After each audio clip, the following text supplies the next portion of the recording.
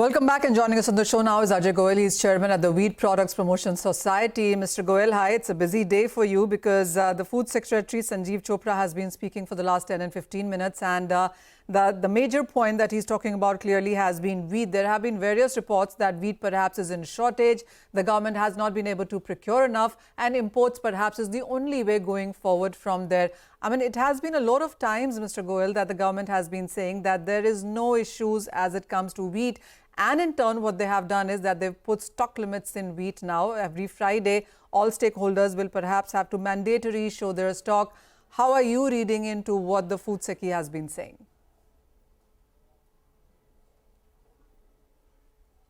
Right. So actually, it has been somewhat funny that, the government has been living in denial, almost claiming all over again that, we have sufficient to see the year through. And the shortages could be felt even in the last year, which went by. And in the current year, again, the government has fallen short of almost 10 million tons of its procurement target. So I think the earlier the government takes a call, the better it would be for the stability and availability of wheat in the country.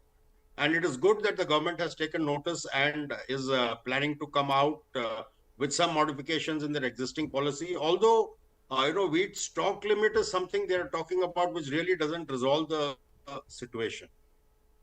Mr.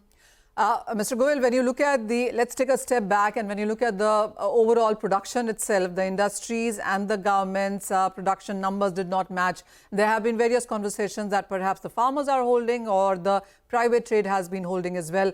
How much of sense do you see in that?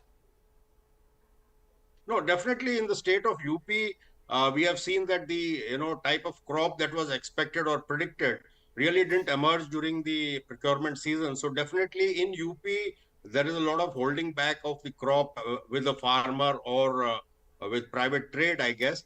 But in other states, especially Punjab and Haryana, government has swept and taken away whatever surplus was there. In MP, there was an issue of crop damage. And so it was not a preferred place to procure wheat by most traders. But I think there is only some crop held back in UP. By the farmers, and that's why you see, UP has not contributed well to the central pool. I quickly want to understand the language from the SECI here saying that the government has imposed stock limit on wheat to stop hoarding. Where do you see, and what's your sense on this hoarding? So I really don't understand this word hoarding.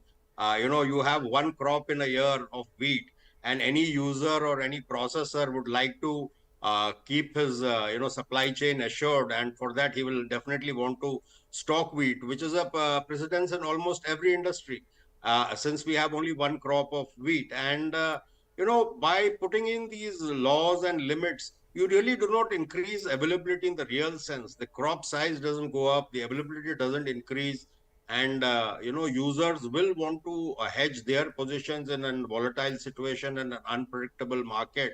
So I really think that, the government was good enough with the weekly stock declaration policy, under which they were having a sense of the stock in the country with various users and stockists. That was good enough. And if they had to fix in a stock limit, it should have been a little higher, so that there is, enough room for free movement of wheat. Like, if somebody wishes to buy 2 rake loads from a trader, it's almost impossible now if 3,000 tons is the limit. But in government, its wisdom has acted.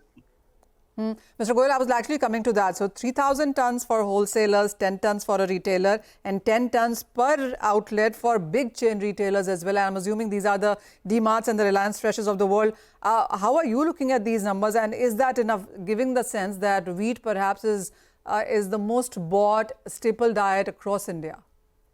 No, so this is not a really good step. You really increase scarcity and people just run away from, the supply chain as far as wheat is concerned. And so in the first month, people will be forced to offload. And then what happens in the rest of the months?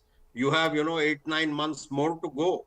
And where will the supply come from there at that time? And some people have to invest. Private trade has to invest in wheat storage and things like that. And if you drive them away, who's got the capacity to do that? So, Mr. Goyal, I'm assuming that with the kind of specifications that the government has put out for wholesalers and retail, they would be holding more. As you said, they do hold more because they want a assured supply chain. Do we see then this wheat coming into the markets? Do you see an immediate supply increase? Do you see prices coming down? So definitely there will be, for the fear of the government, there will definitely be some, moderation in the marketplace in the next month or so. But I guess, everybody has got the sense, so has the government, that, we do not have sufficient for the year. That's why government is still open to looking at the possibility of imports, keeping its options open. So this will definitely be, the users will have to cover the thing. So, but I guess after a month again, we will be the same situation because supply will not have increased in the real sense. All right. So if you were looking at wheat inflation and your roti prices were going higher, well, the government has acted on that. But as Mr. Goyal says, this is knee-jerk and a very near-term reaction. For the next 1 month, perhaps the wheat inflation would come down. But later on, as the government itself said, that options are all open and import perhaps is on table as well. Mr. Goyal, as always, thank you so much for joining us and talking to us about that wheat. And that was, of course, a flash that you could see on your screens onto that one as well. But with that, it's a wrap on Halftime Report. Business Lunch will take all the action ahead.